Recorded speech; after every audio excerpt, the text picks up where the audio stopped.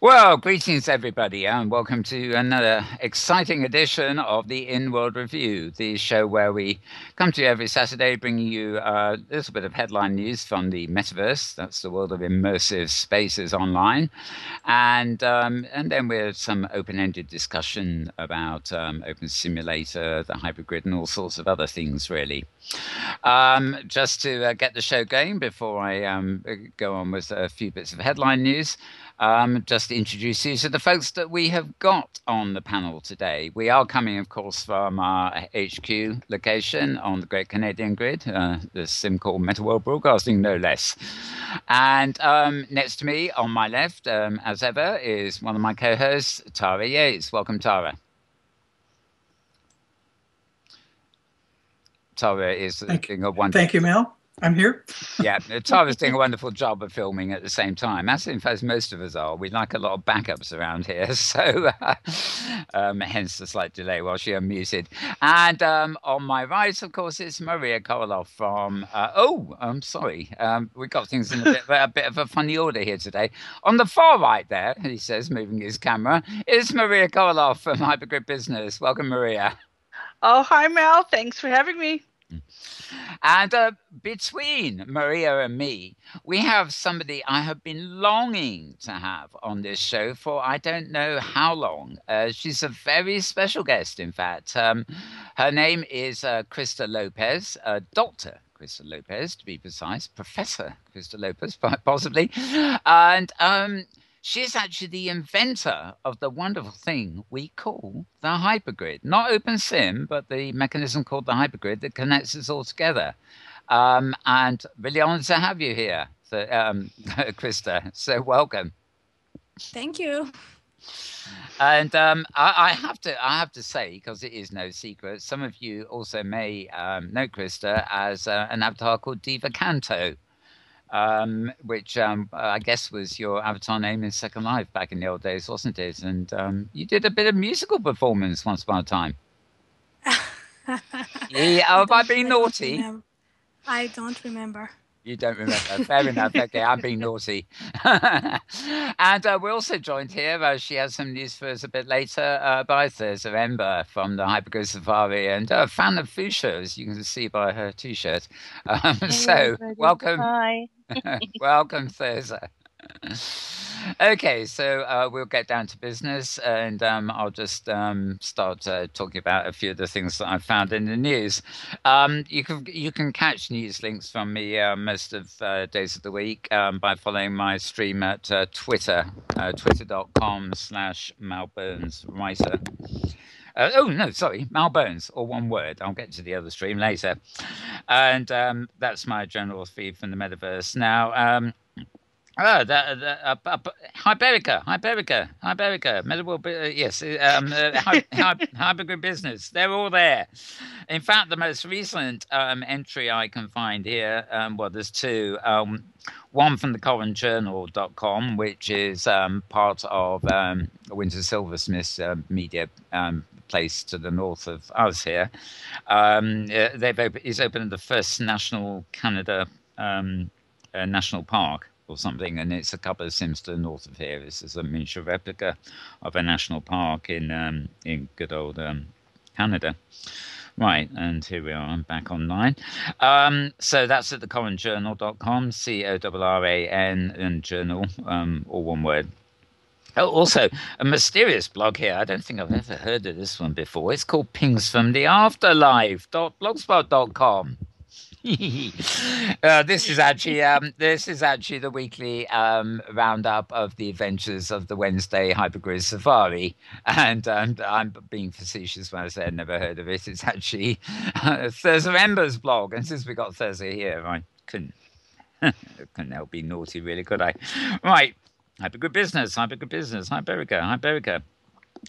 I published a video about 4 days ago in my Annex blog, Silicon Valley Virtual Reality 2015 Conference and Expo trailer. They've put up a nice little trailer introducing that conference, which I think takes place in barely a month's time. It's not cheap. I think it's $300 or $400 a ticket or something. Though I believe the Road to VR site are actually offering $100 discount on the cost of tickets if that is your one. So it's more of a get together for hardware enthusiasts and the budding crowd of people who are overly excited about virtual reality at the moment, as from the hardware point of view, I suspect, rather than really the content point of view. But it covers quite a lot. And I do gather that I know for a fact that Philip Rosedale will be talking again this year about high fidelity.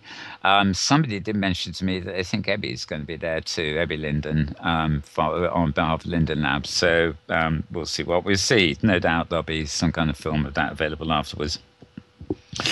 Right, real-life stereotypes continue to exist in virtual worlds. Apparently, according to Penn State University, you'll have to go to my Twitter feed to actually find the link to that, because all I have is a short link full of numbers. And Duke University is using virtual reality to help students explore without leaving their class. Another thing about virtual reality headsets being the latest tool for neurosurgeons. Indeed, yes, everybody's getting in on it. So they're going to do my brain via virtual reality. That figures, doesn't it? Right. Okay. The big oil company, ExxonMobil, have licensed Eon Reality, that's EON Reality, for immersive 3D operator training. Right. Got a link called Destinations, and since it's not Hyperica, it must be somewhere else. So, but again, it's a short link.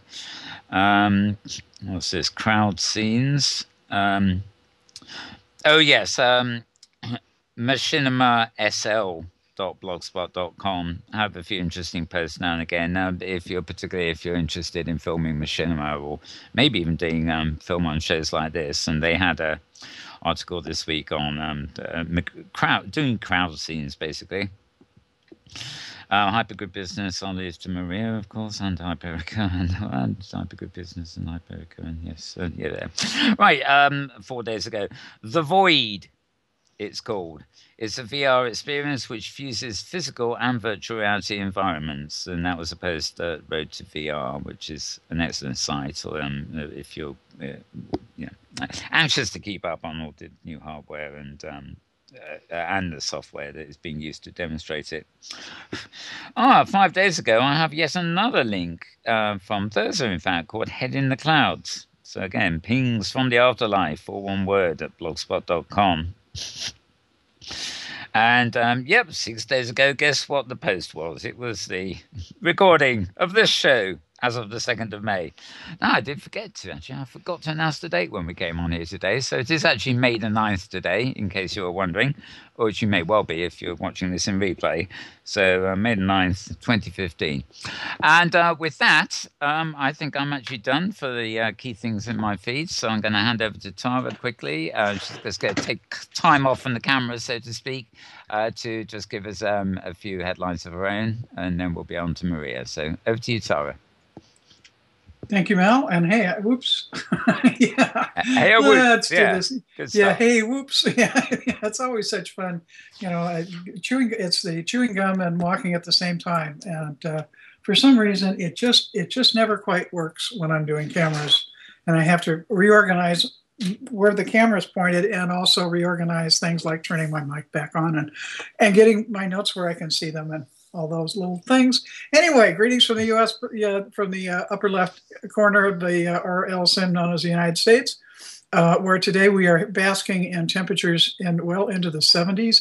I don't know how hot it's going to get, but it's temperatures we usually don't see until at least June, and quite often not until July. Mm-hmm. So everybody's out and like that.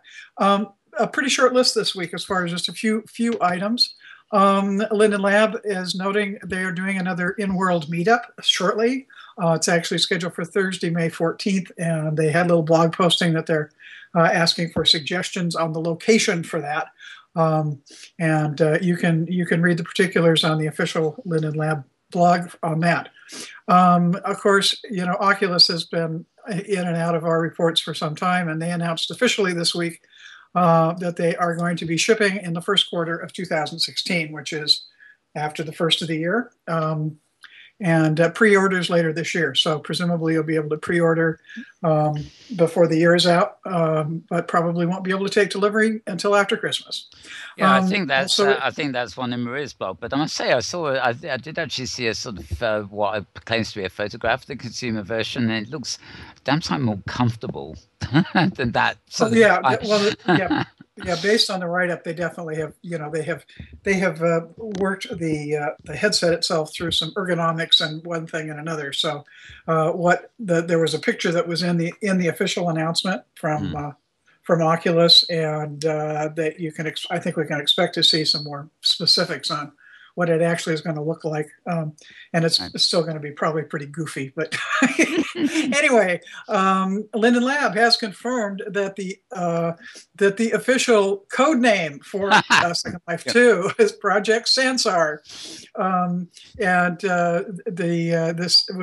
was officially revealed as a Twitter.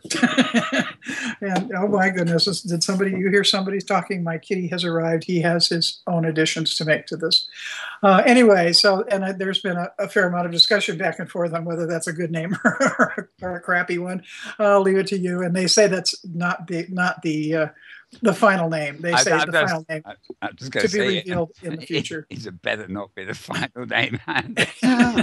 Apparently, somebody was remarking that Philip Rosedale's code name for Second Life, before it was Second Life, or indeed Lindenworld, which preceded Second Life, was a very similar name. It was something like Sansara. Sansara. Yeah, Sansara. So, you just wonder. Anyway, bizarre name. Sansar is Sanskrit for world.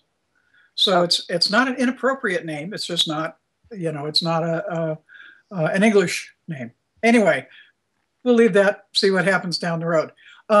Those who enjoyed SL Go, the good news is there is a beta that has just launched by a new company.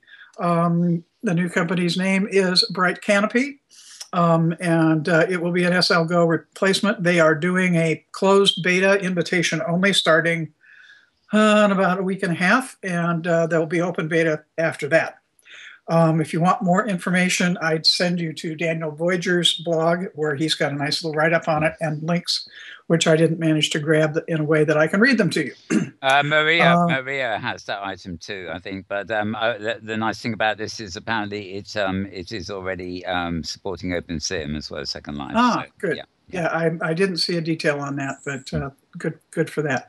Facebook, good old Facebook, recently implemented changes to their API, which Linden Lab, amongst others, used to allow snapshots to be uploaded directly from the viewer to SL. The lab made changes to SL Share itself to comply. However, Facebook seems to be lagging behind in actually migrating applications using the API to the updated version. So Linden Lab has said you may have issues using SL Share for Facebook at the moment, and it's not the lab's fault, it's Facebook's fault.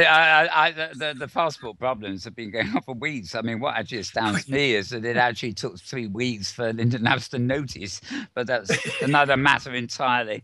Well, it's one of those, when you're dealing with a third-party API, you're at their mercy. That's just the way. That's life in the problem with the cloud. It seems, in the interwebs, and just a reminder, as a closing note, that the deadline is fast approaching. If you want to apply to get into SL12B, the 12th anniversary Second Life birthday celebration, the deadline is Wednesday, May 13th.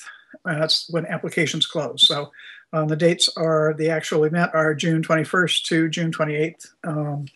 And they'll be announcing or notifying those who are in early May. So, wait a minute, it's early May now. Hold it. Anyway, a couple of weeks after the closing date. So, but basically, you've got Wednesday, you've got 2 days. You've got about 4 days to get your act together around the theme of what dreams may come. And that's it for me. Okay, what dreams may come. I suppose everybody will be trying to guess what SL2 or that funny new name is going to be all about. Okay, that's wonderful. So thank you, Tara. And now I'm going to turn the other way and switch over to the far end. My camera's in the wrong position today. To Maria. Welcome, Maria, again. And what's the new?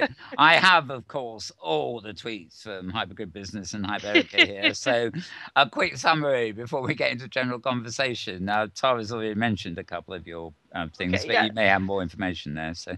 Yes. So the Bright Canopy thing, they have support for OpenSim already. They support the Firestorm viewer, and a bunch of their beta testers have been using it for OpenSim.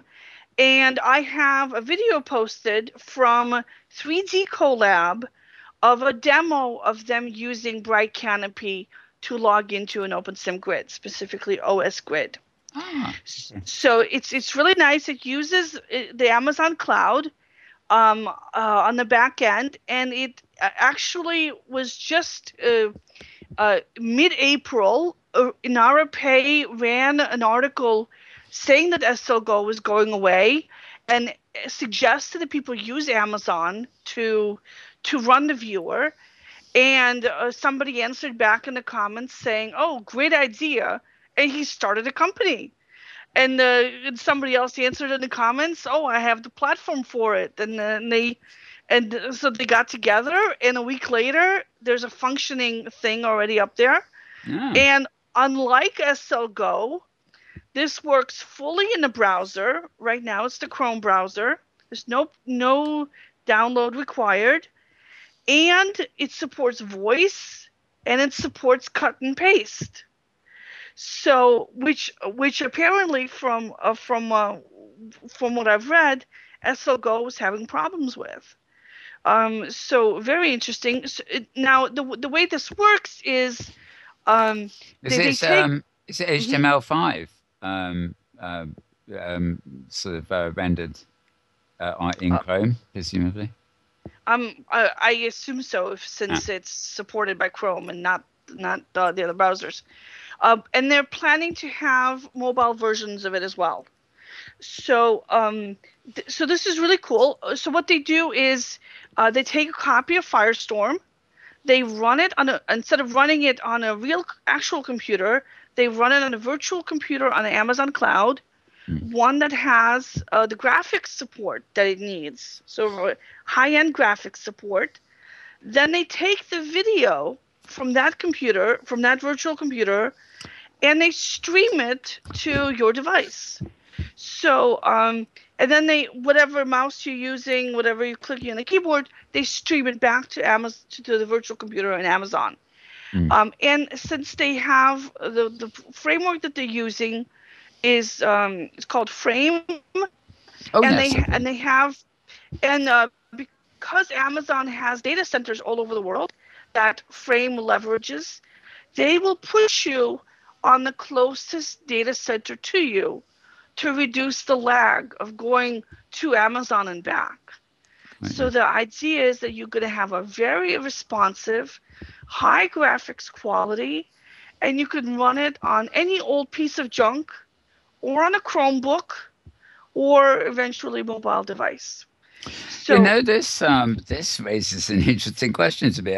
Sorry to interrupt, but all that money Sony paid for the patents that run on live, this has to be virtually the same thing. It's a video downstream on the virtual server, and with an uplink to send commands to the video.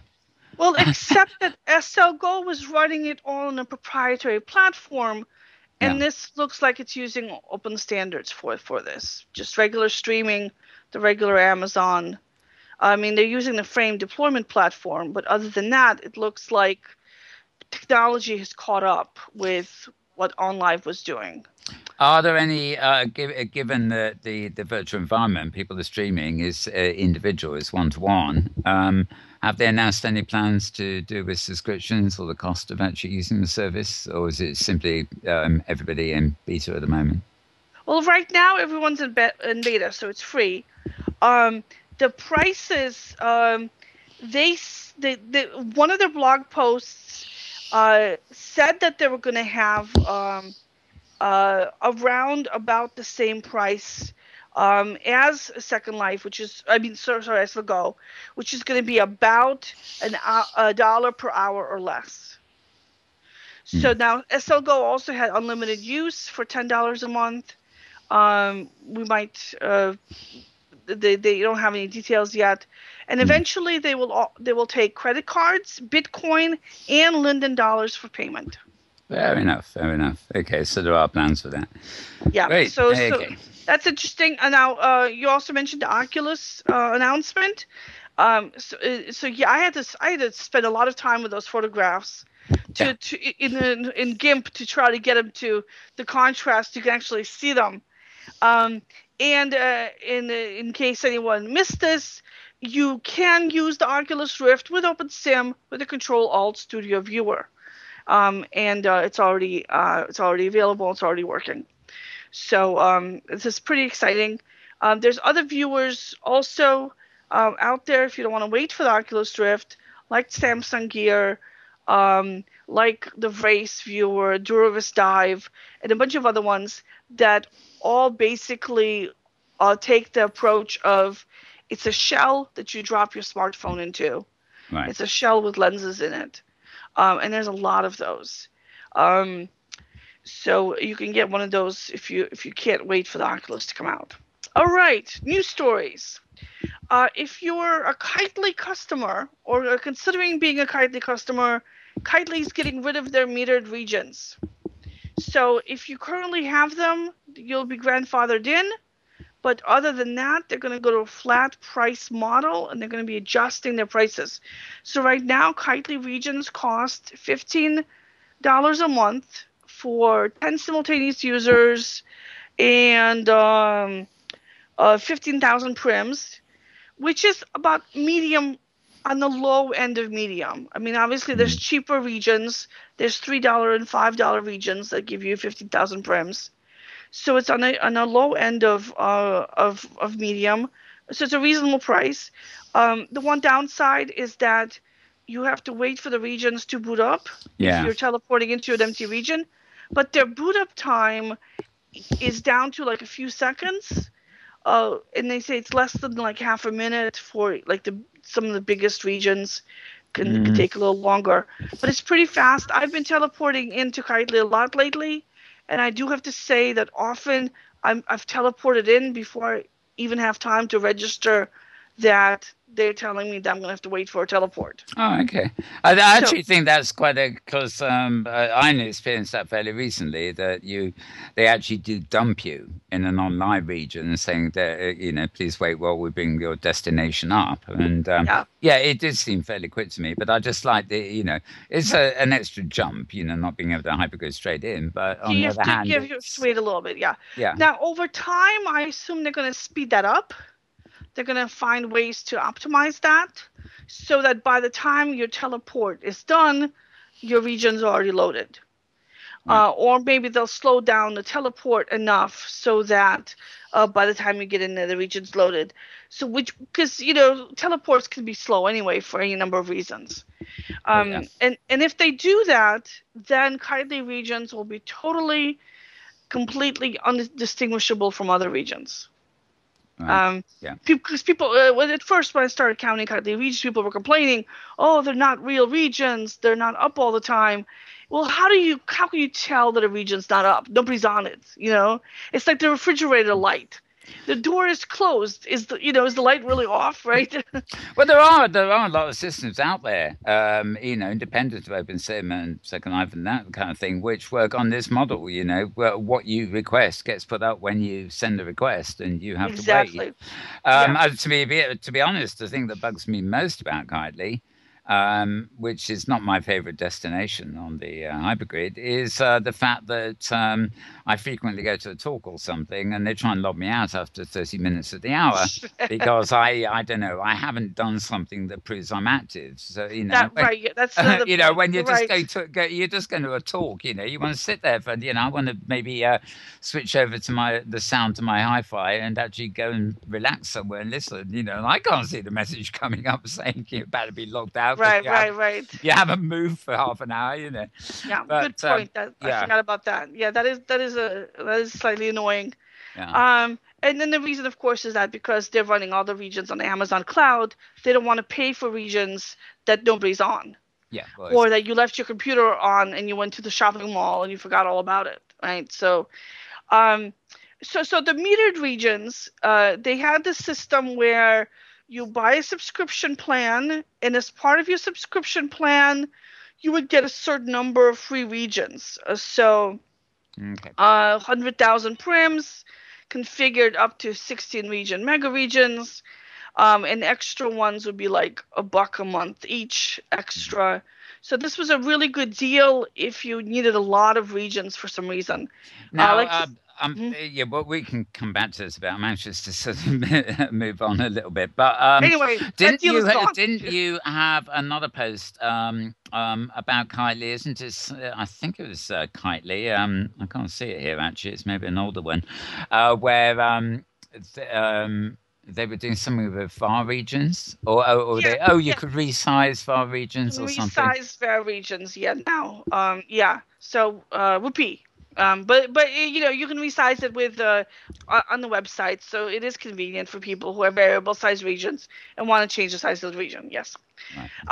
What else? The adult metaverse continues its growth streak. So I'm tracking all the major communities that have to do with OpenSim. And the adult metaverse is gaining more users every month than any other community. OpenSim Virtual is still the biggest one.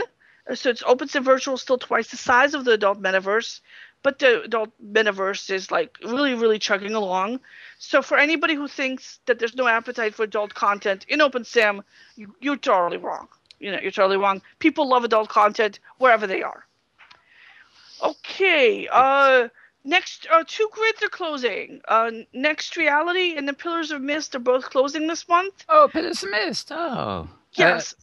So Pillars of Mist is a mystery-themed grid. They only opened last month.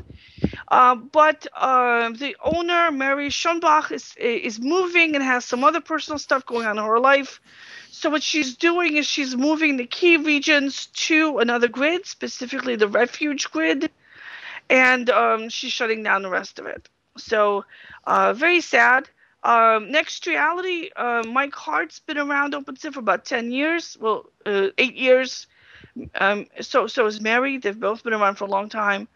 Mike Hart is known for his vehicles and his racing circuits. He had the Pro Racer grid.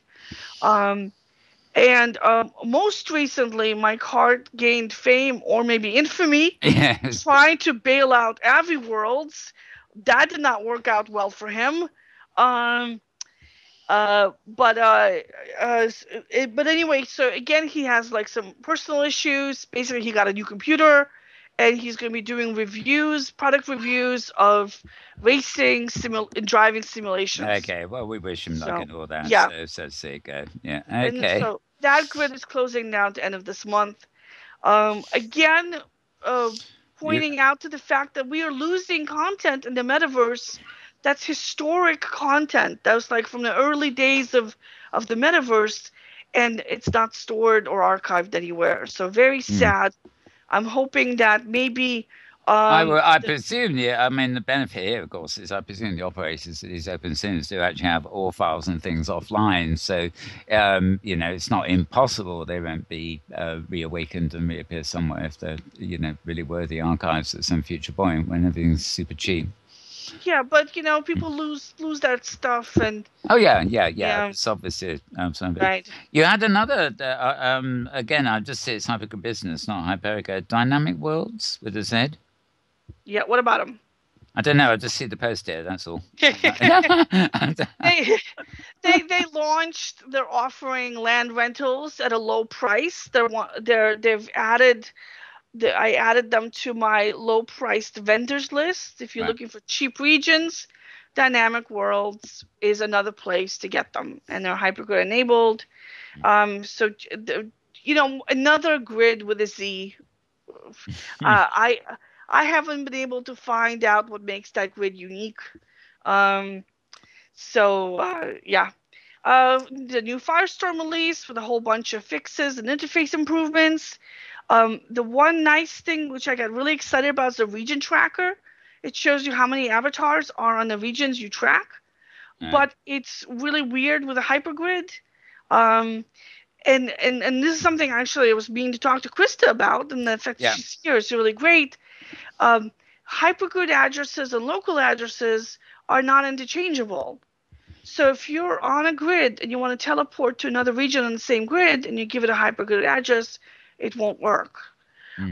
So with the region tracker, if you add a hypergrid region, it will track it, but it won't show you how many avatars on it. If you add a local region, it will track it. As long as you're on that same grid, it will show you how many avatars are on that.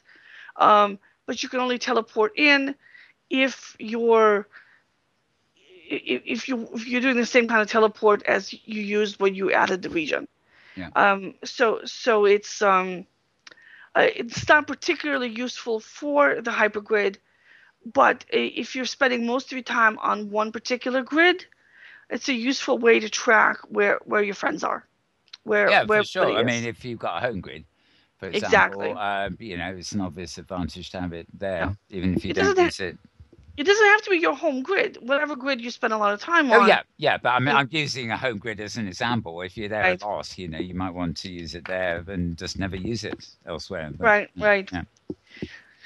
So that's, and then the other thing that happened that I did not post a news story about was a follow-up to last week, Damien Fate's templates.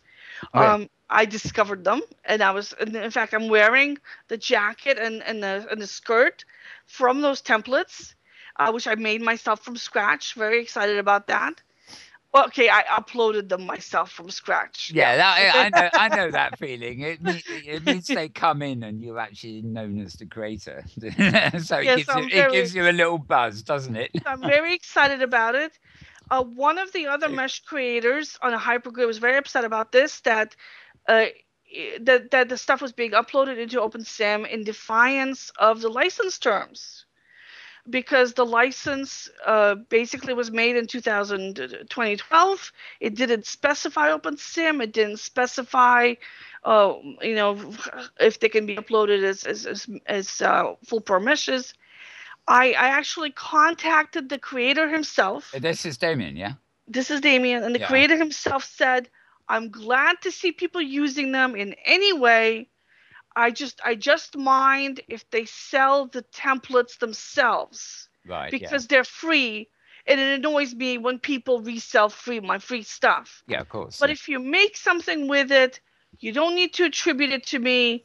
You don't need to do anything. You can make anything you want with it, and you can resell them, and you can modify them, whatever you want. It's fine with him. Yeah, and it's great. The quality shows, I have to say. Although I think you put too much starch in the machine with that skirt, but we'll deal with that later. Yeah. At least it's not falling down to the floor like prim skirts do. So I am very happy. And depending on which angle you look at it from, it looks fine. So I'm very happy with it. He's got men's and female clothing, and I recommend that any creator out there right now who doesn't know how to make mesh, experiment with his ready-made rigged meshes as kind of a starting point to start to it. I just realized a perfect segue here, because you've got another article saying 2 shortcuts to a career in virtual fashion. Right, that's the one I mentioned from last week. Yeah. Right. Okay. Yep. So, and then the other thing that I'm trying to get going, and this is a discussion on OpenSim Virtual actually, is to get a replacement for OpenSim creations going. And I want to have a site where people can upload content, something that looks like the Kitely market, easy to search, easy to sort through, and it's something that preserves this content so we don't lose it. And so and CloudServe volunteered to contribute a server. Very good. And several people, somebody said that they have copies of the OpenSim Creations content that they can contribute. So that would be fantastic. So I must say I've been doing a lot of fiddling around, mostly sort of sculpted landscapes and stuff next door on the 2 new regions here, and I have actually at the time I had an RSS feed for OpenSync Creations, and I methodically downloaded every or zip and whatever they did. I don't know how complete it is, but when I started the feed and whatever, I remember they disappeared and I wasn't downloading anymore. But I've been perusing that sort of stuff offline and uploading a load of sculpt maps and all sorts of things recently. So it's a really great archive. There's some great stuff in there. I've actually got a rock I read today in prime position, and if you don't notice it, it just looks like another Tufton Mountain sort of range type sculpt. But if you look closely, it's actually a face. It's a carved rock with a face, but it blends into the environment. You've got to do a double take or look carefully and think, hey, hang on a second. Stuff like that. It's absolutely great. A really great archive they've got there. Okay, yeah. So if you can zip it up and email to me, that would be fantastic, or put on the file sharing site for me to download or whatever you can do. Yeah, let me know. I can just synchronize that folder somewhere if I know where to upload it to. So yeah, exactly. It's not complete, but it's a folder full of stuff, so somebody can. It's something. Yeah. Okay. All right. So that's it for me. I'm going to be doing the monthly grid report next month. So if you have a new grid, email me, Marie@hypergridbusiness.com. Great. Well, thanks for all that. And I'm sure more stuff coming up in a minute or two as we get into greater discussion. Now, before I move on to Crista, talking of hypergrid and hypergrid everything, business everything hypergrid. I also mentioned earlier on that we've got Thirza here, and I know Thirza has a couple of little announcements she's keen to make, so I think we'll get those out the way before moving on to Crista. So over to you, Thirza. Yes, thanks, Mal. What we have happening is that starting tomorrow, we have the Scripting Showcase Trail, which is a new initiative of the Safari, but it's not an actual safari. It's a self-guided tour of various sims which belong to some of the best scripters in OpenSim.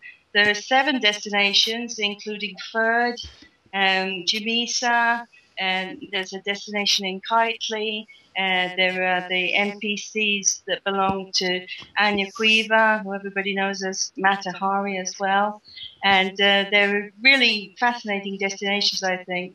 The idea is that you can start at our clubhouse on Osgrid if you want, and pick up either the landmarks or use the teleport device and just try out all the different places. We asked each scripter to think about 1 or 2 issues that they find very exciting about scripting in OpenSim. So some of them have looked at the challenges of porting scripts from Second Life. Some of them have looked at learning how to script. And then others have looked at things like NPCs and rideable animals and ships and sailboats and things like that. So it's going to start tomorrow. There's lots of freebies. And Maria was mentioning Damien Fate's templates, and we have a bunch of those at the Safari already with kind of shirts, T-shirts that you can take away with you. So anytime any of you like to come by, as I said, it's not an actual Safari because it involves some grids that are so small they don't even have a name. So it's a self-guided thing. It's open 24/7, and it will be open from tomorrow, 10th of May, until probably the middle of July. Great. Talking of T-shirts, I think I ought to acquire yours. You really should. Yes. I think I probably can make a version big enough. Can you send me an email about it so I can put a feature up featuring it? Of course, I'd love to. Yeah, that would be fine. Yeah. Can I ask a particular question here? I haven't got it open because we're filming. I haven't got the interface up. But Joe Builder sent me an item just before the end of the show. He wanted me to mention that he has a massive grid that isn't, in the sense that he's got all these sort of 64 region installations that he can bring putting up on demand for people. But he did actually ask me to mention that he is making available the OAR files for all his regions on Lost World at a reasonable price. So he does actually sell these to people who might want to, acquire them and have the space to actually bring them up. And I think he said something else, but as I say, I haven't got the message open. So he mentioned that, but something he helped me with some stuff, and something that is very obvious. There's a woman. He does a lot of boats and planes and stuff like that, which require heavy scripting, but they don't work here in Canada because of bullet physics. There's a woman that here. is a huge challenge. That side of the scripting is a huge challenge. And we actually have Kaika Magic, who's a fabulous scripter over on Kitely. And he has a huge Maria was talking about regions taking a while to fire up over on Kitely, and that's one that you do have to wait for. But it's worth the wait because it's this immense bar region. It's all basically a seascape with some island areas, but there's every kind of sea sport or water sport that you can imagine. And he in real life is a big fan of water sport, and he's just brought that in world in the most wonderful way. And he's also made a little gift available to people. But what I really love about this tour is that each of the scripters has sat down and written about their scripting experience and why they did it and what challenges they've faced. So it's a lovely way that even though we're all on different time zones, we can communicate with each other and just really learn about some of the wonderful people that are out there. And jumping from grid to grid is really nice too, because you realize that everybody is kind of working on the same thing, but each grid has its own culture and its own style, and that's delightful too, because it's like taking a trip abroad every time you jump from one. Yeah, exactly. And I really feel that because you're jumping to different servers, and I don't mean, in somewhere like Second Life, you're jumping to another server on a huge server farm owned by Linden Labs.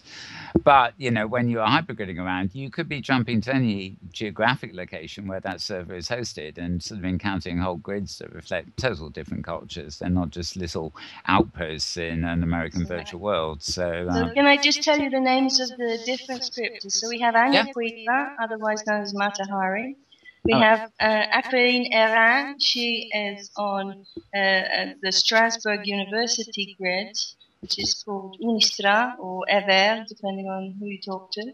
Then we have Dirk Mathers, who's over on Littlefield, and I'd like to say thank you very much to Cameron and to Walter as well, because they've really helped out to create a wonderful build there. And then we have Fred Fredericks, of course, over on Outworld. Oh, yes, excellent. Yeah. Couldn't miss that. And that's all about elephants and, Critter is the Critterville man. And then we have Jimisa Cerise, who is a very famous French scripter and has got some wonderful ideas about things that it could just make communication and life in the hypergrid more interesting and more interactive. And then there's Jeff Kelly, who has a whole bunch of scripts that interact with one another and with the real world. And finally, of course, Kayaka, who has these wonderful sporting, water-oriented scripts. And he has a whole piece about how to make non-physical vehicles really work well.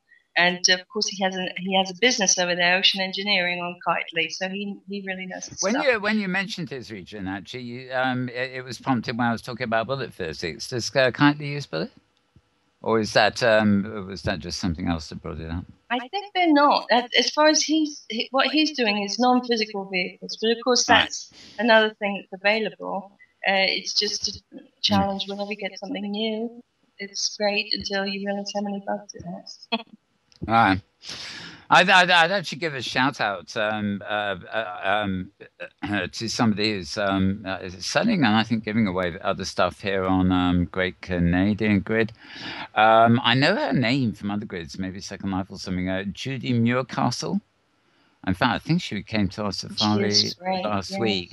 And I know she has, I haven't been able to get them yet, but I know she actually has some boats and things available here that actually run on bullet physics. And I don't know whether they've been adapted or whatever, but apparently they're working a treat. So you will find you'll get on a boat in my sim to discover the secret places out on the rocks, you see. So until I've got a boat, you can't do it.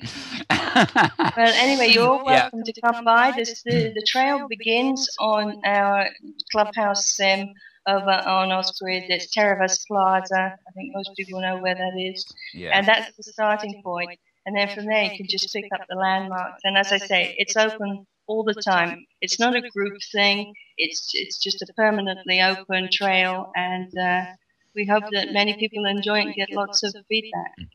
So it's a bit like a treasure hunt, really, isn't it? They come over to Terrace Plaza and pick up the information and then find their own way around the exploration. That's a great idea. Yeah. Okay, well, I look forward to hearing more about that as it actually happens. And talking of Hypergrid Safari, it was better a few weeks ago. I think it was about 3 weeks ago or something, when we actually went to meet our the person who's actually our special guest today. I think I have to keep saying, and that is Crista Lopes. Crista was actually talking to the Hypergrid Safari folk for about an hour or something, and very rare occasion too, because she's an incredibly busy person and normally can't find her for love or money, I believe. But anyway, I'd like to welcome him here today. So welcome again, Crista. Thank you. Great to have you here, as I said, and my mind's been leaping back a little bit to that talk, as well as the fact that we filmed you before our hypergrid had even come to fruition. In Second Life, you were demonstrating how it would be built, full of lots of geographical flat Earths and multiple planes of same in the sky, and how the coordinates work. I may still have that object somewhere in my inventory on Second Life.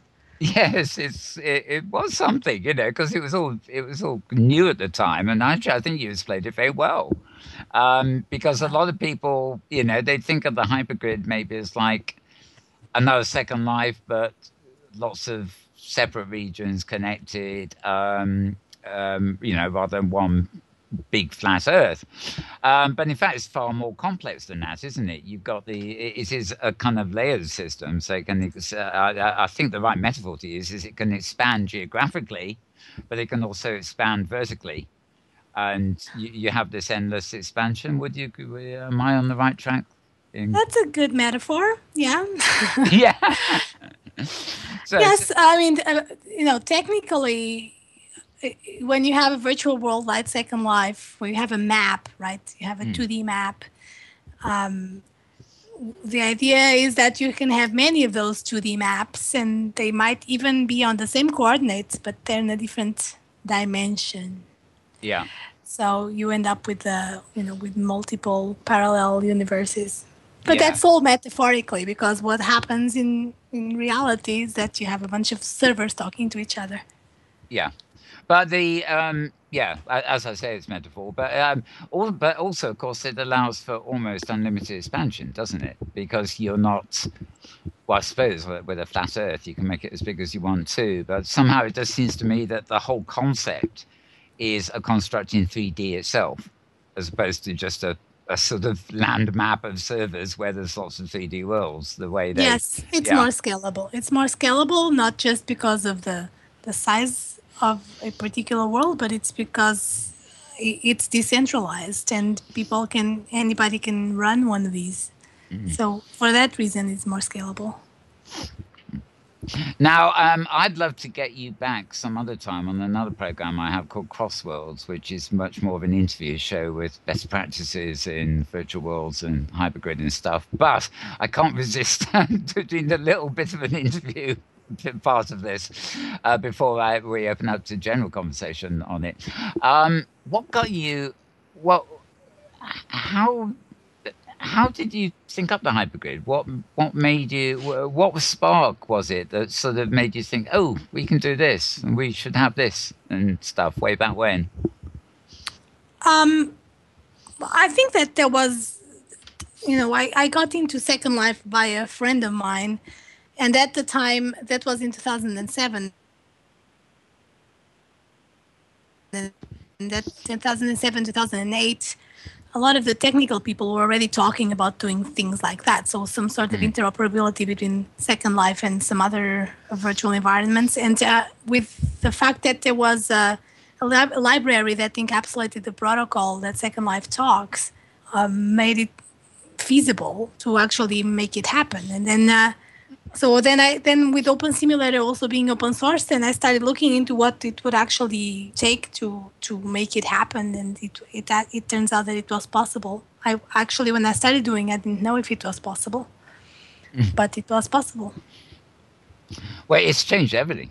I think it's safe to say. I mean, Open Simulator itself and, open source code was a great step forward because it meant people could do similar things to Linden Lab, but do it their own way. But as soon as the hypergrid comes along, and forget, putting aside the creator arguments about copyright and permissions and all the other little things that the world faces in its formative years, as it were, it changed everything because it simply meant that you can be a company, you can be a private user at home, you can have a virtual server on your home machine or home network, you can be a big company and have a corporate grid, but potentially it can all connect together and you're just in one viewer and you travel to wherever you want to go.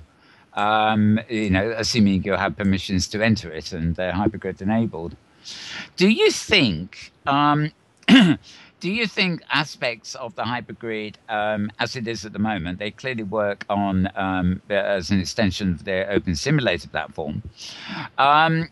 Do you think there is potential for things like what Philip Rosedale's maybe doing with high fidelity and things like that, which is apparently going to have a lot of open source components or distributed networks? Do you think there's any I'm not techie enough, so I may be talking through my hat here, but do you think there's anything in the architecture, as it were, of the hypergrid as you've constructed it that would allow it to extend to possibly grids that are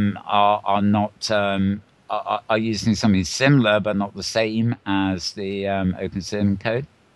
Yeah, I think in principle that is possible. There are some technical difficulties that need to be addressed.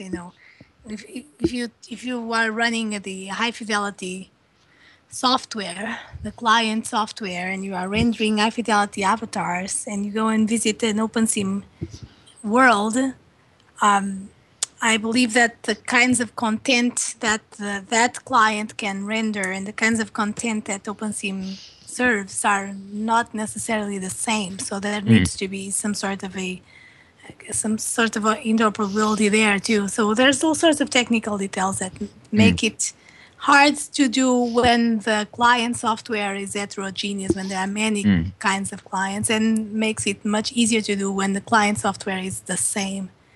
Yeah, so I had a piece of software on a Windows machine for many years that I used called Rooms, not Bang Xeros's Rooms for Windows. It's just called Rooms, and it basically created a Second Life environment out of my desktop. Was I could res objects in the library, I could click on them, and I could code them with a link that went to a local folder or a local executable file or a local, ebook reader or something. So I could decorate a library and have links to all the books on the bookshelf, and I could decorate entertainment center to links to video and things. But every time when I discovered Second Life initially, that I was running this and I wanted to go into Second Life, the whole system would sort of hang, and I'd have to wait 5 minutes while this thing called Rooms said, unfortunately, Rooms has to close. Another program is demanding the graphics engine or something.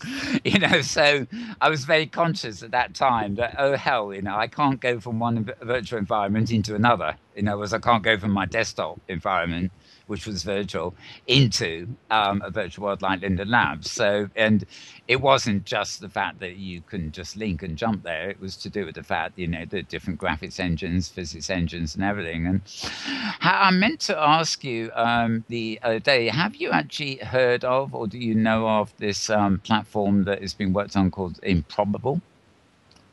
No. It's the first time that I'm hearing about it. What is it? Apparently, it is to do with an underlying architecture that will connect all sorts of virtual worlds and 3D spaces together in the future. And apparently it's been worked on for 3 years at Cambridge University in the UK. And they are now a separate operation, and they've received massive funding, I guess, from venture capitalists. I'd have to double check. We mentioned it a few weeks ago, and clearly this is under the radar long term. But I mean, they really are just tech people. Apparently, they're examining. I suppose what it sounds like they're doing is trying to think of some kind of protocol system that is maybe the equivalent of what the World Wide Web was for as a base by which websites and stuff could be built, but there'd be this underlying protocol that allowed them to all connect together, regardless of you jump from one website, which is Flash, you jump to another website that's HTML5, another one that's all powered by JavaScript. Very unique, different locations in terms of web pages, but are nevertheless, you can easily jump to them because all it is a HTTP click away, isn't it? And I think their idea was that they could try and come up with some sort of really low-level protocols that would allow this sort of thing to happen with virtual worlds and immersive spaces. Yeah, that's an old idea. Lots of people have tried to do that over the past 15 years at least, maybe 20.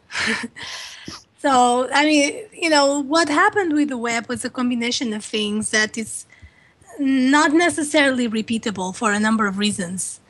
And, what you have on the web system is a very simple protocol, but also a sort of a social agreement to use that protocol and to stay compatible with that protocol on the part of some of the major viewer here in the world, in the web means browser, right? The browser developers, there's a sort of a love and hate relationship between them, and in between them and the underlying HTTP protocol, the web protocol, and they're constantly debating whether to continue to stay compatible or whether to do their own thing. Google, you see that in Google and Google Chrome, right?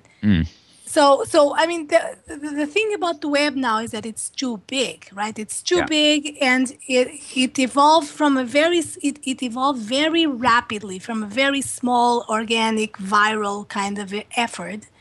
It was not centralized. It was a bunch of people, sort of sysadmins, basically, in universities and stuff, kind of started deploying that thing, and it worked better than any of the very multi-million-dollar systems that a lot of companies had. So it was something that happened in the early 90s that is kind of hard to reproduce. And because the web now is so big, it's kind of hard to go away, and people stay connected to something that is this big. Now, for virtual worlds and for starting something from scratch, you don't need just the technology, because technology is not the difficult part. It's the social buyout. It's people wanting to do it. When you ask me, is it possible to have an interoperability between OpenSIM and high fidelity? Technically, yes. Technically, it's not that hard. It's just engineering. But socially, do they want to do it? I don't think so. Maybe they don't want. They want to have their own federation too. Just like in OpenSIM, we have a federation. So it's the social issues are in many ways more dominant here on whether you want to have sort of a complete interoperability between all these different technologies or not. I think this is something we just have to suffer in this day and age, because one of the great things about the web is Tim Berners-Lee literally gave it away, the foundations of it, and it was information and sharing system, which is say basic text and then a few pictures and stuff. And I don't think anybody could have, I don't know whether it would have been given away, even if they'd realized that corporations would come in and hijack it and push it to its limits for things it was never really designed to do. I mean, it's changing now, of course, adapting to, but it seems like the web is no longer the web. It's been colonized with corporate portals and vested interests and, everything they're doing, everything they possibly can to distract you from the good old browser where you go to a text page and read it, do research. But, and I mean, the web in many ways is that it's a terrible technology. In many ways, it's just an amazing technology. It's like everything in between two very different extremes. It's really, it's really bad for doing UI, and web programming is absolutely horrible. And there were technologically there were things much more advanced at the time. But on the other hand, it's very simple. It's very low overhead to get people going, and so that's what kind of made it succeed. And it succeeded very quickly while a lot of people were not paying attention. Yeah, a lot of people were distracted with bigger efforts like Corba and things like that, and it just took off basically without people noticing. And when people started noticing, it was already kind of viral. Yeah, but as I said, it's hard to reproduce. It's very hard to reproduce. That situation just happened probably just once. I don't know if it will ever happen again. Yeah, it was certainly a unique point in time, and I think in a sense virtual worlds have now been explored quite considerably in their own right, without having any sense of common protocol. So, I don't think we'd ever see that backtracking that would be necessary, to do it in a virtual sense. But I have, I'm very keen on the you of course are heavily involved with the is it On Look viewer, aren't you? Where you're, are you actually streaming that as we were talking about earlier? Yeah, you were talking about the streaming part, yeah. And if you go to the web page for my virtual lab, my world, let me paste it here again. You will see a little sort of what looks like a video in there. I actually have the virtual machine now turned off. It will not work, but I can turn it on, and people can click on that thing, and it launches one of these web browser streaming things. So it's running on Frame. It's the same infrastructure that what's it called? Bright Canopy? Bright Canopy, yeah. Is using. Lots of people, this is not rocket science. Lots of people, in fact, lots of grid owners and grid operators, if they want to provide a web viewer to these viewers, can do it themselves. Don't necessarily need Bright Canopy, although depending on what they're doing, they may make the charging a little easier, the whole payment thing a little easier. I don't know exactly, but it's actually quite easy and not very complicated to have what I have there. And so, it works actually pretty well. I was very, very impressed. And so Maria was telling about the story of these streaming activities recently. And what happened was that we were Nebadon and I were looking into this. And actually, Nebadon made the first experiment on Amazon directly. Amazon has a new service called AppStream. Oh yes. That actually works pretty well. They don't do it on the browser. You need to download a separate video player, separate client. But it works pretty well. The charging model is actually superior to what Frame is using, for a number of reasons. Many details that I don't feel like talking about. But it works pretty well. And then the other option is this Frame service. They do it on the browser, so they stream video that is encoded in such a way that can be decoded in HTML5, and works with voice. I tested it. It's really amazing. They're really good for these kinds of applications. So I'm very excited about this too. And presumably, like any viewer, I mean, is it based on Firestorm on local impedance? Was based on? So what you need to do, not you. I mean, users probably, normal users don't probably. This is going to be too much for them. But people who are sophisticated enough to run an OpenSim grid are probably sophisticated enough to run a viewer on Frame on their system. Yeah. All you need to do is go there, and you are given a virtual PC that looks exactly like a PC, running Windows. And you install whatever you need to install. So you install whatever preferred viewer you want, On Look or Singularity or whatever you want. And then there's a way that you can get links that then you can share and embed it on web pages, and that's what you see, the end result of that. That's what I was asking. I couldn't remember. I knew Onlook itself as a viewer was derived from impudence or something. Onlook is derived from Singularity. It's basically Singularity. Yes, yeah, Singularity with just a few modifications to make some experiments on the user interface. Well, to give a practical example, I'm sure regular viewers here have heard me say this endlessly, but, I imagine I'm doing a talk show like this, which we are, and this is being streamed on the web, in which case people actually see a live stream coming from the virtual world. And what I've always fancied is a button underneath that says, come into the studio. I don't mean come on the guest seats or anything like that, but wouldn't it be wonderful if they could see this on the web and press a button that wasn't a slurl or something complicated and instantly be shunted to another web page which had an iframe of a more interactive version of the show? In other words, they'd still be seeing the video, but they could choose their seat and they could, they could behave like they're in the audience in front of us, which we don't currently have.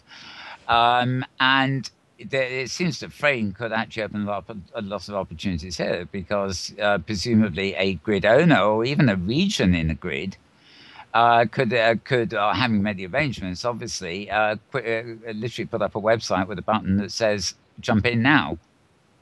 Right. As opposed to download a viewer. And I always saw it is a sort of two-step experience, really. You hook people by showing them something from a virtual world on video.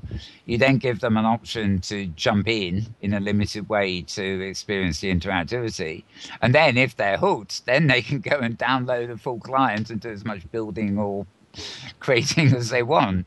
Yeah, so the Frame service, it gives you that kind of experience. So you just click on it and you don't need to install anything. You just log in. It's still the big viewer, but it's not running on people's machines. It's running on a PC on the cloud.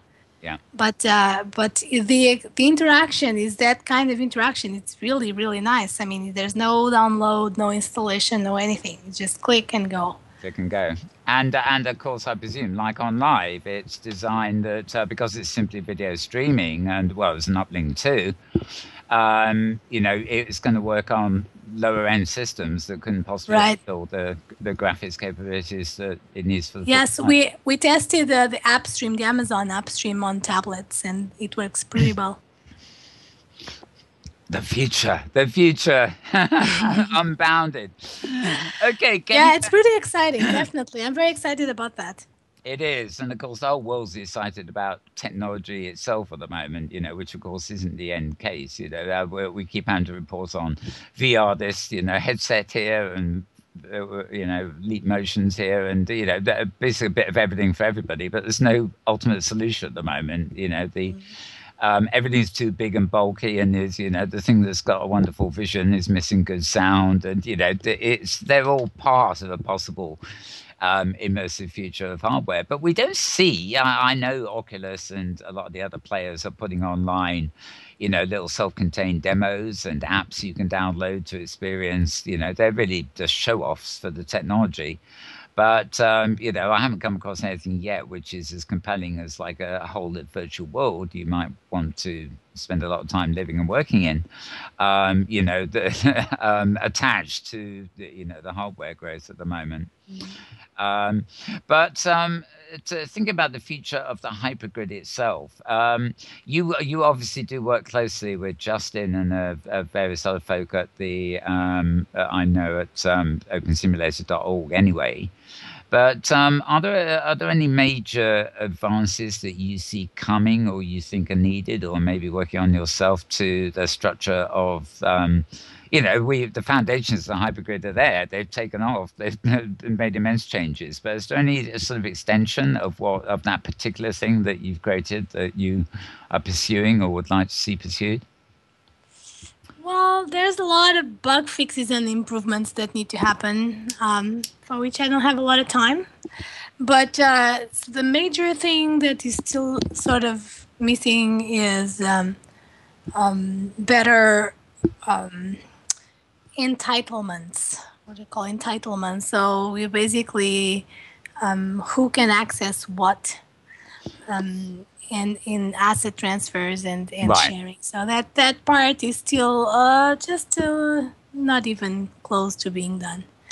There's some access control, but it's also very bulky and stuff. So yeah, it's very strange at the moment too, of course, because the Open Simulator now has this optional suitcase module, and a lot of grids have it, but some won't put it in. And I find that when I'm hypergridding around, if I go in this avatar with a suitcase over to OS grid, which I always thought was the state-of-the-art beta testing grid, they don't support suitcase, and I come back, and of course I can't get the things I've just bought because they've gone into a local inventory on that server as opposed to a suitcase that comes back with me.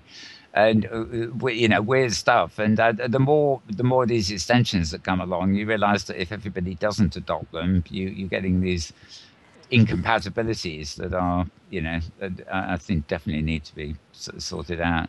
Yeah, there's many things that he sorted out and improved. A lot of the work that I do of that kind happens during the summer when I have a lot less work in the university.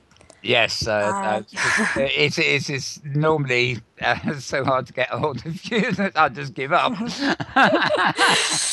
Yes, it's tough. It's tough. The life of a faculty is just it's too many balls up in the air at the same time. It's a little crazy. So there's no really a lot of time for coding during some parts of the year.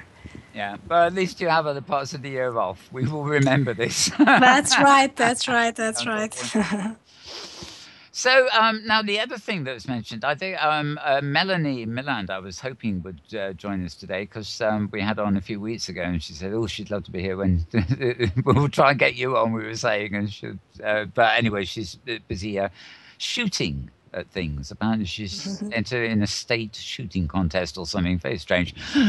So she can't be here because she starts rather early in this competition. But when we were talking with her, we were talking more on the viewer side. Now, obviously you don't produce viewers. That's down to people like Firestorm or whatever. But we actually, she did actually mention something that she said we could look forward to something fairly soon. And she did indicate to me that it might be a viewer that employed some kind of modular system as opposed to the all-in-one packages we get at the moment, i.e. we might be able to hypergrid over to a destination, and this viewer would, that destination, that grid, say destination grid, or maybe in just a region, may have certain facilities that will pop into the viewer like a plugin would. And they wouldn't be available on every grid because there would be facilities to a particular grid. But also the other things that we rely on, like our friends lists and intergrid communications with chat and stuff, I guess the thought was that maybe we could see something where these were implemented in a modular fashion so that maybe hypergrid groups would work as a plug-in, so it really wouldn't matter how compatible an individual grid that you're on at a given moment was, because it would be controlled a lot more by the viewer and presumably some kind of independent asset server. So what we have been talking about is to develop a viewer that works more or less like a web browser, in the sense that what we want to have is a window that renders the 3D content, just like we have right now, but everything that is user interface, so 2D user interface, is programmable on the server side. So you go and visit the grid, and the rendering window and the rendering code is sort of what is constant all over. But as you visit a new simulator, that simulator sends you essentially JavaScript that defines what kind of UI you have available. So everything would change. So the menus on top would change. The button, the toolbar on bottom would change. There will be windows that can pop up. There will be interactions, panels on the left. But it's just like a web programming. That's what we want to do. That's one thing that I started experimenting with. Okay, and in fact, one thing that we can do next time that you guys go and visit me on the virtual lab, I will have some of those customizations on. And if you come and visit with the on-look viewer, you will see your user interface actually change. Oh, right. So that's my that's my introduction to doing customizable UI. But what Melanie is talking is something really like a lot more drastic. It's taking that to the limit. It's just completely rewriting all the UI framework that the viewer has and replacing it with something that can interpret JavaScript.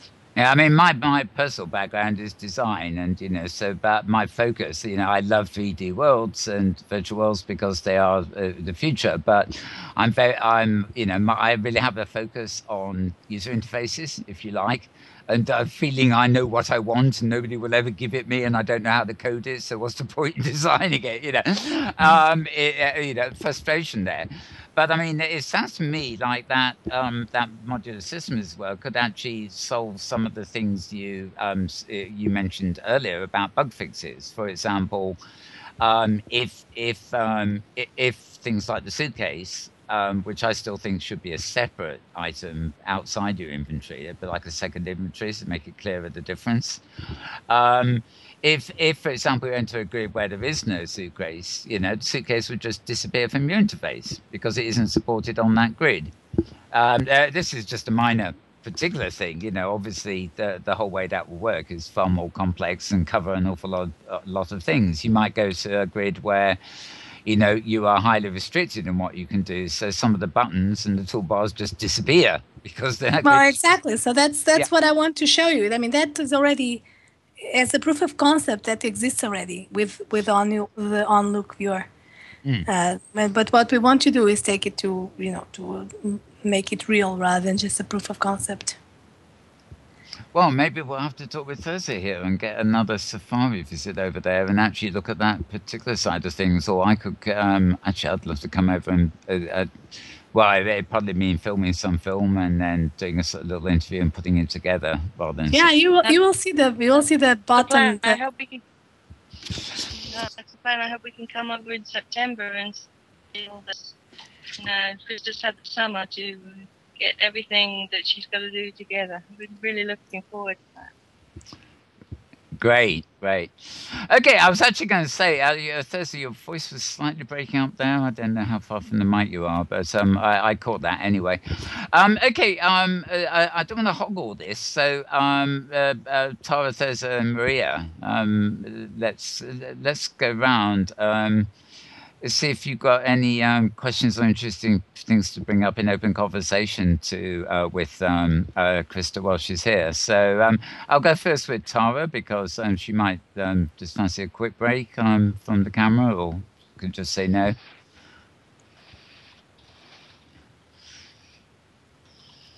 Nothing here. I'll defer to Thirza and Maria. Okay, fine. Yeah, it's very difficult to do all these jobs at once. Thirza, any points you want to bring up with Crista while she's here?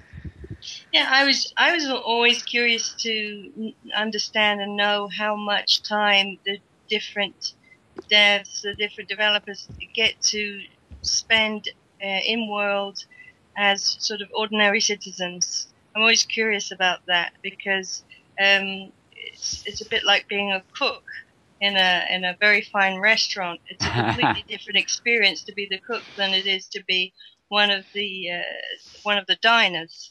So I was just wondering how much time she gets to spend in world just as a regular Joe. Yeah, I'd actually extend that by quoting I know a chap who's a cook, and he won't touch cooking at home. He won't, he just it's the job, but he won't go near the kitchen when he's not at work. I'm sure that Open Simulator has very, very high standards of hygiene. I'm quite convinced of that. It is. It's something actually, Crista, that actually a couple of other people have brought up with me when we get into conversations about this. And there's certain creators, certain users, and they say, oh, that bug would be easy to fix, I'm sure, but these devs live in a world of their own. I don't think they're users. They just dream up this stuff and they're working. They're working on their own, and they never actually try using it. They're too busy coding it. So do you think that? Do you think there's a point there? Do you? I don't think you're. Well, I think different people use Open Simulator in different ways. I actually use it all the time when I work at home a lot. Because that's where I work best. And whenever I'm home, I am logged into my virtual lab and sitting down on a beach chair and listening to music, and then I'm doing my work here, but that thing is always on the background, so I'm always logged in there. I don't do a lot, but I'm always logged in. It sounds like me with Canada now at the moment, but yes. But you also bring your students in there, don't you? As we I do sometimes, sometimes because I work at home, and whenever we have to kind of go to impromptu meetings or go through papers or presentations, they come in and we just work in there. So, I mean, and in respect to actually do more than just talking and chatting around, sometimes I go through periods of actually building stuff. When there was a time that I actually wanted to build those workstations in my virtual lab for collaboration, and I spent a fair amount of actually building things. But yeah, so. And then I am involved with a company that does urban modeling using Open Simulator, and that I spent some time in Inworld there to kind of, especially I have a traffic simulation, and so to make sure that things are okay and trace the routes and things like that. So. And I use it a fair amount.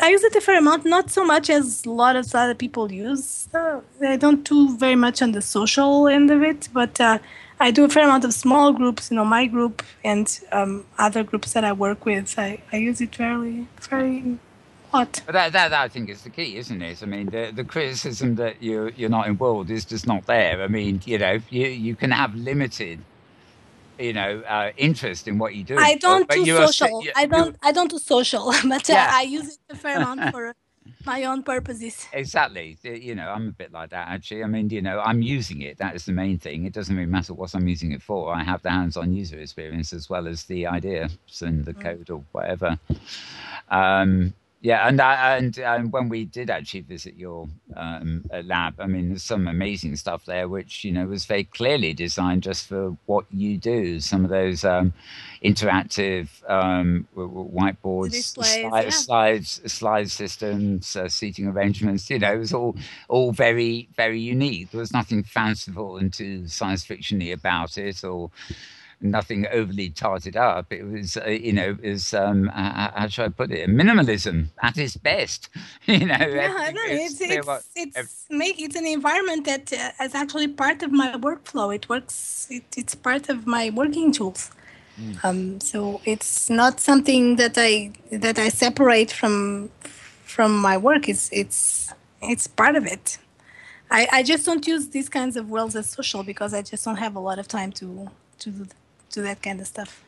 I'm sure. Well, as we know. Okay, Maria, have you got any questions? You did mention something earlier, particularly, didn't you? So while Crista was here. Well, I'm hoping that the hypergrid address issue would be resolved so that you could type in a hypergrid address even if you're on the same grid and still have it work. I was wondering if that's like a possible thing to do. Probably if you follow that sounds like a bug/feature report.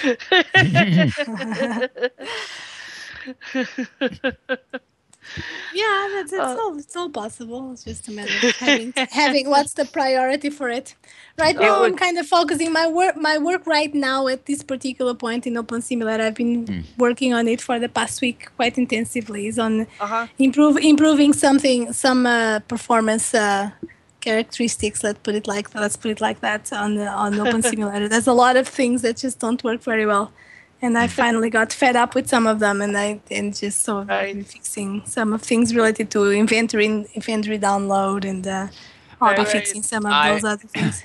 I have another question, if I could ask. So yeah, I was just going to say, I love the way Crista said, I just got fed up with that, because that's proof of the pudding. She is a user. That's so true. I'm always curious about how we have a bug and then it goes away and then it comes back. Like, for example, right now in Osgrid, half of our contacts have just disappeared. Anybody that you've friended off-grid. Now, there was a period where we were seeing the unknown user thing, and that's gone away. But now the whole person has gone away; they don't appear at all. Yeah, so it's things like that for a sort of a daily user interacting with quite a few different people from different grids. It's things like that can become a little frustrating for us. But I suppose it's the improvement that fixes one thing and seems to break another that frustrates some of the users. So, but I'm sure that that's something that the developers are all aware of. It's just inevitable. So, it's a funny thing to develop open source is very different from working with a company. Okay, and it's an interesting dynamics between the developers and the users, and there's a lot of things related to developing software that are hard, and that they have exactly those properties that you described, that, it's 2 steps forwards, 1 step back, hopefully, not the other way around. Not the other way, yes, okay. And so it's not a continuous progression line. There's a lot of back and forth going on, and that's that's the nature of developing software. There's no other way of doing it. Now, people who are not software engineers have this impression that that's not how things should work, and in fact, that's not how people make it work. In general, when you have a polished product, because people, what they do is that they have this release cycle. So you make a release, and to get to that release, you make sure that things work correctly. You have, do regression testing, make sure that old bugs didn't come back and all that stuff. And then, some months later, you make another release that hopefully fixes bugs, and that those release points look like a linear progression, hopefully. But in between the release points is all back and forth. And what happens in Open Simulator is that some of the grids, including OS Grid, in particular OS Grid, have made a commitment to always follow the very latest developments. So OS Grid mission is to help develop the project. It's not to be a stable environment. So everybody who goes to OS Grid goes through all the ups and downs and back and forth so that the code goes through. It's by design. It's not a stable environment. So, if people don't want that, they should not go there, basically. That's the wrong place for them to be. They should not go there. The only people who should go there are people who really want to try out new things and help test the software and help find bugs and all that stuff. But everybody else wants to be in a more stable environment, just go elsewhere. Go to other grids that are more on a release kind of cycle. So that's one thing. The other thing that I want to point out, now that you mentioned about frustration of users and stuff, is again, it's a funny dynamics. The developers are all doing this for free. Nobody's getting paid. This is not a company. We're not software engineers working for Linden Lab. We do this for our own purposes, for whatever reasons. And in fact, many people are completely different motivations. Some do it because they want to have businesses out of it, like Kitely or Melanie's Avination, or people run their other grids too. Others do it for all sorts of other reasons. For example, I do it because I find it very relaxing to write code after having to deal with a lot of faculty. I bet. And contrast. Students and all that stuff. It's relaxing, believe it or not. So, and I find it's great to have sort of a creative medium to create things like the hypergrid and it's great. I find it very enjoyable as a side to my real work, which is a full-time professor in a research university. So there's all sorts of things, motivations that bring people to actually contribute code, and they're not necessarily, we're not here to support sort of directly a community of end users, just like the end users of the Linden Lab grid, right? That there's a company right there that they make money because of those users, right? That's not what's going on in here. So I think that people need to understand that there's a very big difference between using a product like Open Simulator and using a product like Linden Lab grid or even the Avination grid or some other grid that is commercial. Is that we're not getting paid. There's a lot of things that we don't have resources to do. We cannot do community management, for example. We don't have the resources to do it. There's just a lot of things that just don't happen because we're just not the company. And so people need to be aware that that's what's going on in here. And if you're okay with it, great. If you're not okay with it, then maybe people should not be so directly exposed to the project and should use OpenSim through an intermediator, through Avination or one of the other grids out there. And that's probably a better setup. It's something I find that is very common in OpenSim, or especially on the hypergrid, is a lot of people are doing this and contributing code for free and stuff like that. But there are actually a lot of people who have private commercial projects going hand in hand with the stuff we actually see, which is, and they feed back code in. So, the core group is, it's all non-profit and it's all volunteer. But the fact that it allows for, enterprise style activities that running hand in hand with the development is actually a very good thing. I mean, I know, Avination, for example, contributes a lot of code, even though they're a closed grid. And in fact, I had, oh Lord, I've forgotten her name already, the lady from Inworld on the show not so long ago, and she was saying how they've developed from their own systems and physics and all sorts of stuff based on an OpenSim code base that is now quite old. They've gone off their own way, and she was saying, much as she might like to, she can't possibly connect to the hypergrid because they've gone off so far from the common track that it's something that even if they wanted to, they don't think they could actually enable very easily without turning over the whole foundation of what they're building. Yes, she also, I gather, does actually contribute code back to the OpenSim community, even though it may be stuff she's designed for their use, but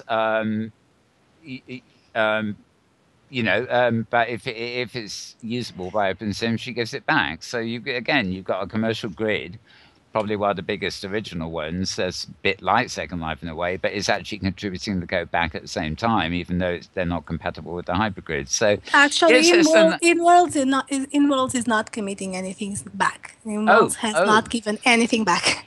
Oh, okay. Avination, yes, Avination and Melanie is very strong, reliable, like a rock, contributing both code and comments and guidance and everything. But Kitely too, the Kitely people are great, and there's lots of smaller grids who also contribute patches and stuff. So yes, it's great that there are commercial organizations that develop on top of Open Simulator. But the important thing to kind of realize is that there's a three-layer kind of situation here. There's the project itself, which is non-profit and based on volunteer donations of time and talent. And then there's a middle layer on top where things like Avination and Littlefield and your Canadian grid, that's the middle layer. And then there's people on top who use those worlds. And so that's a three-layer kind of thing. And it's great. And I think that the people on top who just use the worlds and don't run any grid, the best would be to actually use those grids and not use grids that are sort of testing grids like OS Grid, for example, because it's going to be very unsettling. because OS Grid is constantly on the bleeding edge, and the bleeding edge, as I explained, for all software is 2 steps forwards and 1 step back. And sometimes it's 2 steps back. Yeah, that's the way it should be. And sometimes it's all 6 months offline, or was it more? I forget. But yeah, no, I think that's very much the case. In fact, something we tune on here, I think now, not just now with our new HQ here on Great Canadian Grid, but there's the Tangle grids, the Third Rock grid still. There's so many grids around that have been there for a while, but they are beginning to, we're beginning to see them take on flavors of destination. For example, we start beginning to think of grids that are the best grids to go to if you're into entertainment, whether it be music or something like that.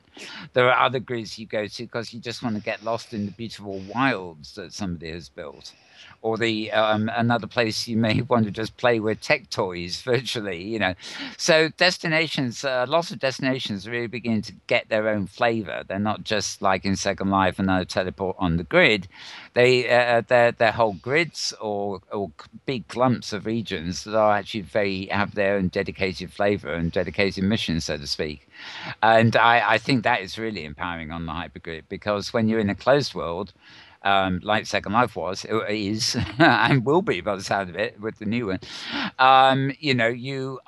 there comes a point where the innovation really slightly stops, and lots of things start becoming samey. The pioneers go, and the next stage of users come in, and it's not to say there aren't endless arts, entertainment, and stuff in Second Life, and a hell of a lot of variety. It's not dead in that sense.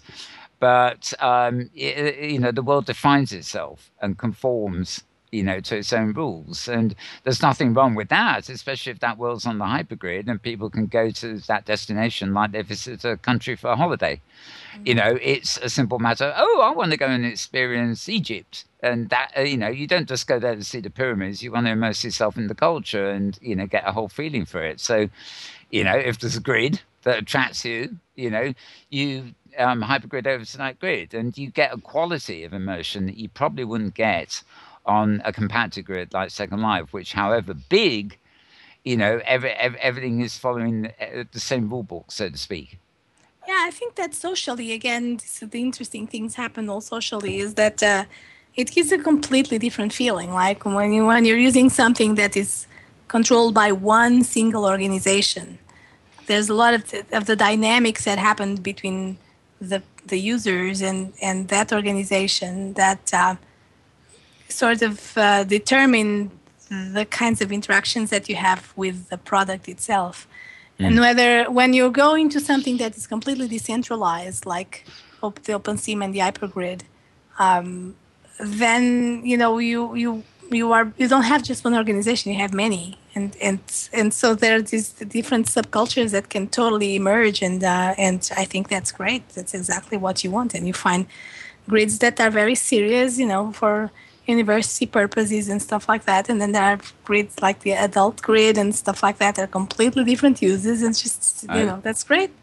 Yeah, it's a wide world, fit for everybody. Courtesy of the hypergrid, which we wouldn't have at all if it wasn't for Crista here. So wonderful.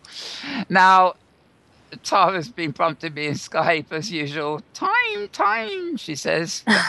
We're over our 90 minutes, but there's nothing new in that. We used to be open-ended, but there are technical reasons why we don't want to record 2-hour shows or longer. I'm actually going to have to start rounding up. Just before we go around everybody for any closing remarks and stuff, I'll just ask the other folks here at the moment, Thirza, Tara, and Maria, of course, any final things you want to mention, questions you want to ask Crista while we got her?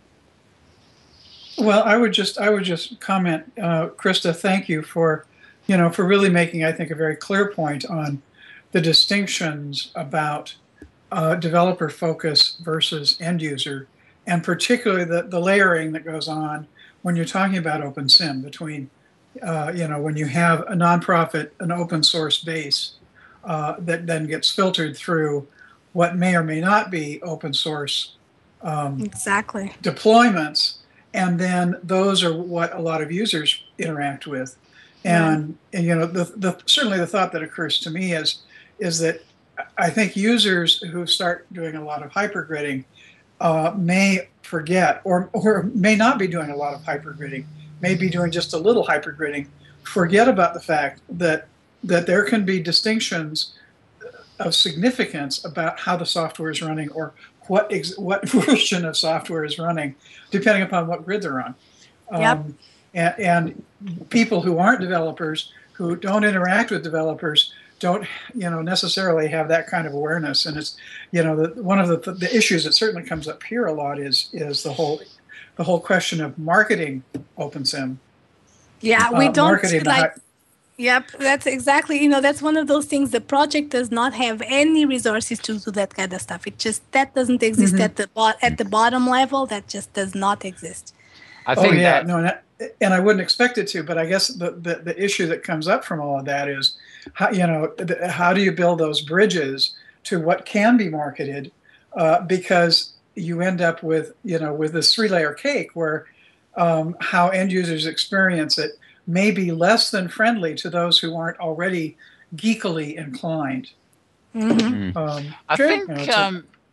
I think in some ways, I don't think OpenSim, being what it is, can ever be marketed as such by the Open Simulator org or anything like that. But I do think that indirectly, it can be marketed, because people who want to build these worlds and want to create grids or just installations using OpenSim's technology, might be doing it for commercial reasons, and they might be engaged in marketing themselves. I think really all you can ask possibly is when you get a commercial grid coming along that's based on OpenSim code, and it's hopefully on the hypergrid, that they, in their own publicity and marketing, they just go sort of, it'd be nice if they had a little, know how Macromedia used to have a little button saying "Made with Macromedia"? Well, it'd be nice to have "Made with OpenSim.org." It might be an archaeological excavation recreation or something, and you just have a little thing at the bottom saying "Made," the entry page saying "Made with OpenSim," or something. And I think there is potential for it to be marketed that way, but it will be down to the users and their loyalty to the community that is OpenSim, not any individual community beyond that. But I think there are possibilities there, especially now we see more and more grids popping up, with some of them totally under the radar because they're private installations that they don't, they may be on the hypergrid, but they don't want you to know it. They want to be on the hypergrid just so they can invite you over if they feel like it. It may be a corporate R&D simulator. Yeah, there's lots of grids out there that are just not visible because of a number of reasons. That's just not social grids. They're grids for another purpose. I said most of the grids that I'm involved with have that flavor. They're not social grids. They're grids for specific purposes, and they may have hypergrid enabled to exactly for that purpose, to invite certain people over, but they're not social grids.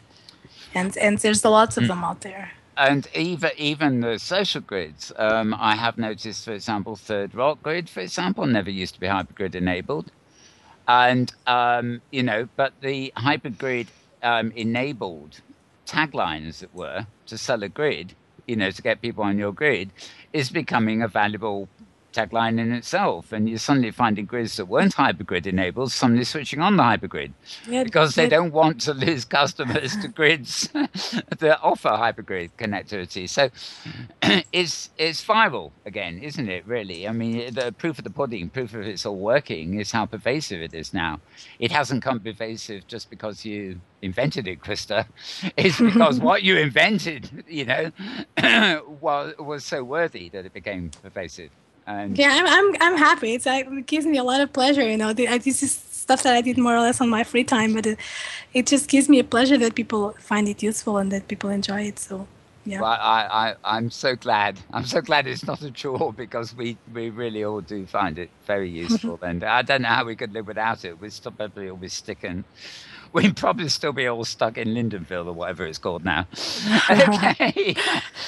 Right. Well, Maria, Thirza, any final question for Crista? Or I'd just like to say the trail hypergridding trail across 7 different scripters grids begins today, which has already begun Sunday the 10th.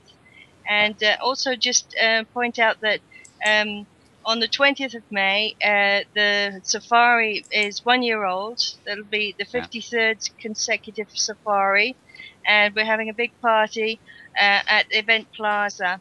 So everybody's invited if you'd like to come along. As usual, it starts at 12 noon Pacific. That's 9 p.m. CET. And there'll be 3 hours of music. So please do come along. And that's on Wednesdays, by the way.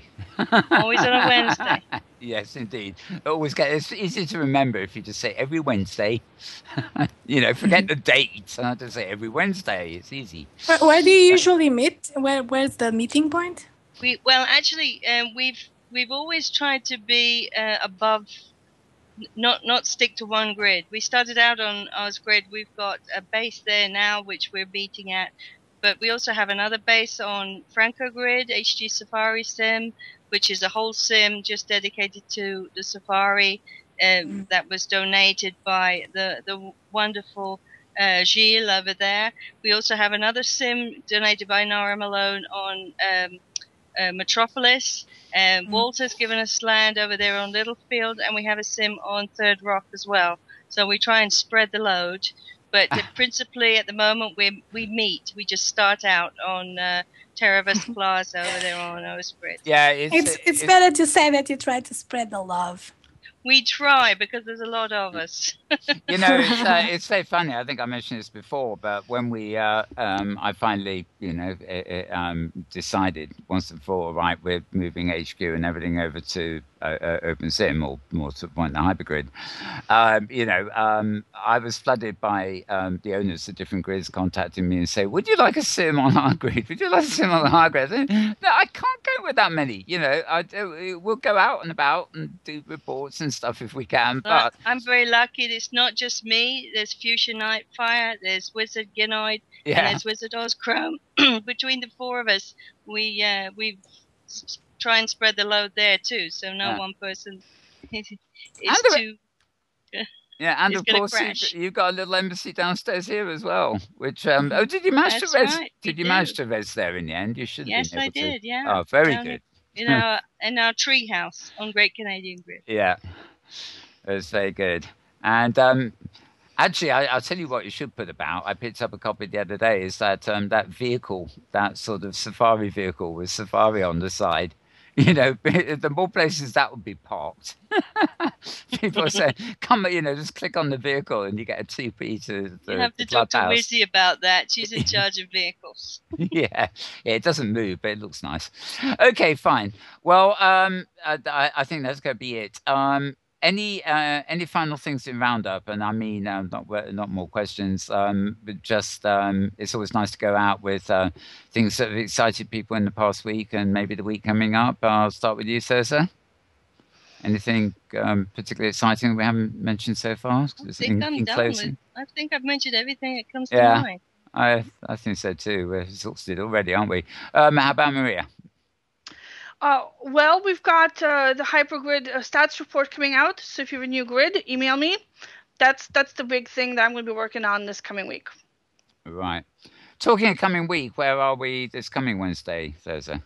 You probably know that. Oh, you know what? We're going to Spellscape to find out how to make spells and cast them, and also find out about an alternative to Kitely Marketplace. And then we're going to go to a Buddhist grid and find out about what it means to make a religious place in the hyperverse that people can visit. So it's a very beautiful grid, and I'm really looking forward to seeing us all crash it. as I'm sure we will. That crashing a grid like that doesn't sound right somehow, but never mind. Don't worry, they're Buddhists. They won't hit you. It's meant to be a quiet place for meditation, not for crashing. Okay.